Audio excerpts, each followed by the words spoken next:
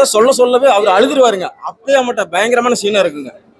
இது வரைக்கும் சினிமா உலகம் ஆரம்பிச்ச காலத்துல இருந்து இன்னைய வரைக்கும் வராத புதிய கதை சார். ஒரு கதைக்கு 1000 கோடி ரூபாய் சம்பாதிக்கலாம் சார். 2 கதை வச்சிருக்கேன் சார், 2000 கோடி ரூபாய் சம்பாதிக்கலாம். செமையா இருக்கு சார். தளபதிக்கோசரமே எழுதுறாங்க சார்.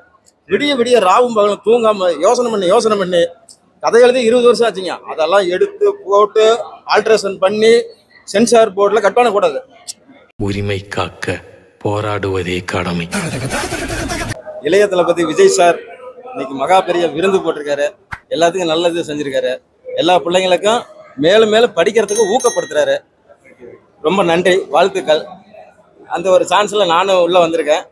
நான் ஒரு சினிமா கதை, கவிதை, கற்பனை, கட்டுரை, பாடல், நகைச்சுவை ஆசிரியர், எழுத்தாளர்.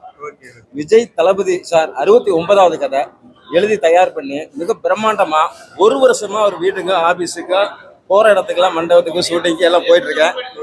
ஒன்றும் சான்ஸ் கிடைக்கலைங்க. இன்னைக்கு சான்ஸ் கிடைக்கும். ஐயாவை பார்த்து நான் லெட்டர் கொடுக்கலான்னு இருக்கிறேன். அவர் படிச்சு பார்த்துட்டு கண்டிப்பா சினிமா எடுப்பாரு. நான் கதை சொல்லவே அவர் அழுதுருவாருங்க. அப்படியே மட்டும் பயங்கரமான சீனா இருக்குங்க. இது வரைக்கும் சினிமா உலகம் ஆரம்பிச்ச காலத்துல இருந்து இன்னைய வரைக்கும் வராத புதிய கதை சார். ஒரு கதைக்கு 1000 கோடி ரூபாய் சம்பாதிக்கலாம் சார். 2 கதை வச்சிருக்கேன் சார், 2000 கோடி ரூபாய் சம்பாதிக்கலாம். செமையா இருக்கு சார். தளபதிக்கோசரமே எழுதுறாங்க சார். விடிய விடிய ராவும் பகலும் தூங்காம யோசனை பண்ணி கதை எழுதி 20 வருஷம் ஆச்சுங்க. அதெல்லாம் எடுத்து போட்டு ஆல்ட்ரேஷன் பண்ணி சென்சார் போர்டில் கட் பண்ணக்கூடாது. ஏற்கனவே இருக்கிற அரசியலுக்கு இந்த சினிமா கதைக்கு எந்த ஒரு சம்பந்தமும் கிடையாது. இது ஒரு கற்பனை கதையா மகாத்மா காந்தியடிகள் ஐயாவின், எம்ஜிஆரின் வாழ்க்கை வரலாறு அப்படி கற்பனை கதையா ஒரு முன்னோட்டமா ஒரு செமையா இருக்குங்க. ஒரு அழுவுற சீன் ஒன்று சொல்றேன், ஒரு சீன் சொல்றேங்க. கதையை முழுசா சொல்லக்கூடாதுங்க.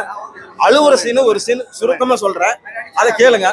ஒரு கோர்ட்ல ஒரு கிராமத்துல இருந்து 500 பேர் புள்ள குட்டி பொண்டாட்டியோட கோர்ட்டுக்கு வந்துட்டாங்க. அந்த கிராமத்துல பசி பட்டினி சோறு எதுவுமே இல்லை. வேலை வெட்டி தரேன்னு சொல்லி 2 பேர் ஏமாத்தி சென்னை சிட்டிக்கு கொண்டு வந்தாங்க. அவனும் ஏமாத்திட்டு இருக்கிற தோடு முகத்தோட்டா இருக்கிற பணம் காசெல்லாம் தேடிட்டு ஓடிட்டான். ஒண்ணுமே இல்லை. 3 நாளா சாப்பிடல. புள்ள குட்டி எல்லாம் பசினி. எம்எல்ஏ கிட்ட போறாங்க, எம்பி கிட்ட போறாங்க, கலெக்டர் கிட்ட போறாங்க, போலீஸ் கிட்ட போறாங்க, எங்கேயும் ஈடுபடல. கடைசியா சென்னை ஹைகோர்ட்டுக்கு போறாங்க. அங்க போய் நீதிமன்றங்கிட்ட, நீதி அரசர்கிட்ட நீதி கேட்கறாங்க. நான் என்னப்பா பண்ணுவேன்? தப்பு செஞ்சா தண்டனை கொடுப்பேன், இல்லைன்னா ஃபைன் போடுவேன். எனக்கு இதுதான், நீங்க எல்லாம் மற்ற இடத்துல போய் பாருங்க அப்படின்னு கை விரிச்சிடுறாரு. இல்ல சாமி, நாங்க எல்லாத்தையும் பார்த்துட்டு வந்துட்டோம், ஒன்றும் முடியல அப்படின்னு சொல்லி 1 வயசு குழந்தை 3 நாளா பால் குடிக்கல, பசி, ஒரு பன்னு ரொட்டி சிட்டியில யாருமே கொடுக்கல, உதவியும் பண்ணல. அந்த புள்ள கவான்னு கத்துது. பாலை கொடுக்கும் போது பால் இல்ல, ரத்தம் தான் வருது. அந்த குழந்தை ரத்தத்தையும் குடிக்க மாட்டேங்குது. அம்மா 1 வயசு பேசுது, அம்மா பால் வர மாட்டேங்குதுமா, ரத்தத்தை குடிச்சிட்டா நீ செத்து போயிருவோம்மா, எப்படிமா அப்படின்னு அழும்போது ஜட்ஜி கிரிச்சு எல்லாரும் கண்ணு தண்ணி விட்டுட்டாங்க. அந்த சீன் அப்படியே பயங்கரமா இருக்குங்க. பின்னி பெருநாள் எடுக்கும். 2 கதை வச்சிருக்கேன் சார். செமையா இருக்கும், பிரம்மாண்டமா இருக்கும்.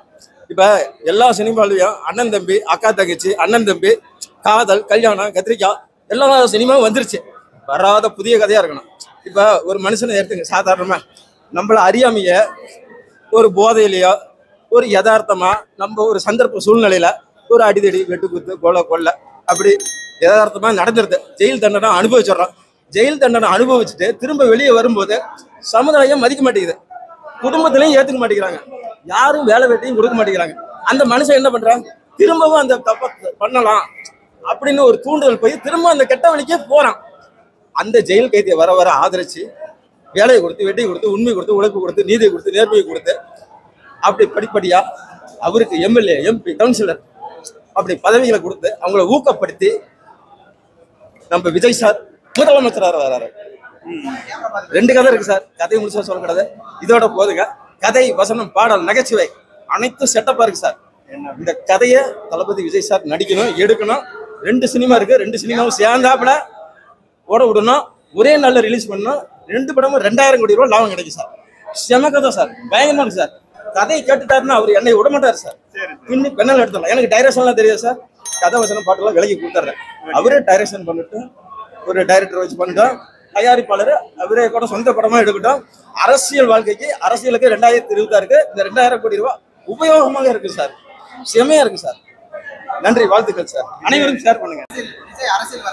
ஆமா, அரசியலுக்கு வர்றது நல்லதுதாங்க சார்.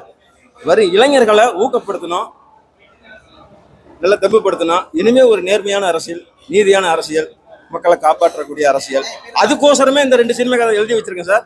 இந்த சினிமாவை எடுத்து நடிச்சு ஓட விட்டாருனாவே மகாத்மா காந்தியடிகள் ஐயா கற்பனை கதையாக வரும். எம்ஜிஆர் முன்னாள் முதலமைச்சர் எம்ஜிஆர்லாம் எப்படி கதை வசனம் பாட்டு எடுத்தாருங்க, செமையா இருக்கும். மக்களை கவர்ற மாதிரி எடுத்தாரு. அந்த மாதிரி கவர்ற மாதிரி 2 கதை எழுதி வச்சிருக்காரு. இந்த 2 கதையை எடுத்து உலகம் பூரா வெளியிட்டாருன்னா உலக மக்கள் பூரா ஓட்டு கண்ணால போட்டுருவாங்க சார்.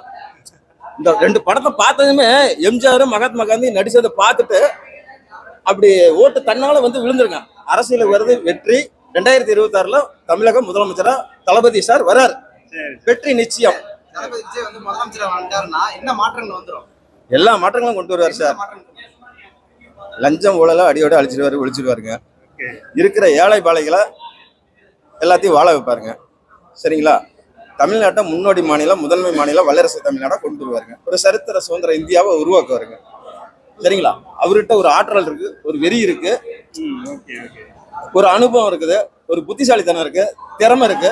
அதுக்கு மேல கடைசியா அதிர்ஷ்டமும் இருக்கு. வெற்றி பெறது உண்மை. சரிங்களா? ஓகே, நன்றி சார்.